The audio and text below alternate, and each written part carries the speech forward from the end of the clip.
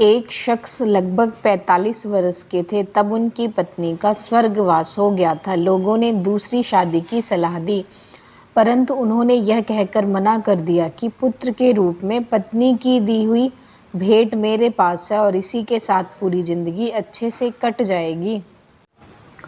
पुत्र जब वयस्क हुआ तो पूरा कारोबार पुत्र के हवाले कर दिया। स्वयं कभी अपने तो कभी दोस्तों के ऑफिस में बैठकर समय व्यतीत करने लगे। पुत्र की शादी के बाद वह और अधिक निश्चिंत हो गए। पूरा घर बहू को सुपुर्द कर दिया। पुत्र की शादी के लगभग 1 वर्ष बाद दोपहर में खाना खा रहे थे।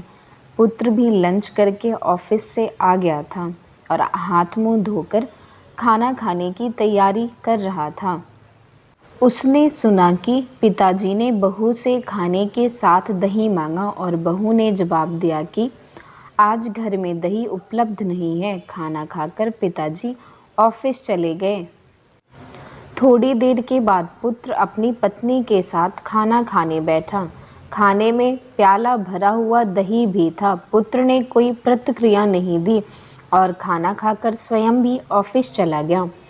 कुछ दिन बाद पुत्र ने अपने पिताजी से कहा, पापा, आज आपको कोर्ट चलना है। आज आपका विवाह होने जा रहा है।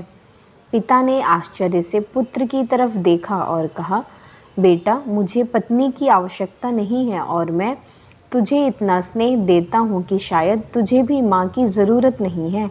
फिर दूसरा विवाह क्यों? पुत्र ने कहा, पिताजी, ना तो मैं अपने लिए माँ ला रहा हूँ, ना आपके लिए पत्नी। मैं तो केवल आपके लिए दही का इंतज़ाम कर रहा हूँ।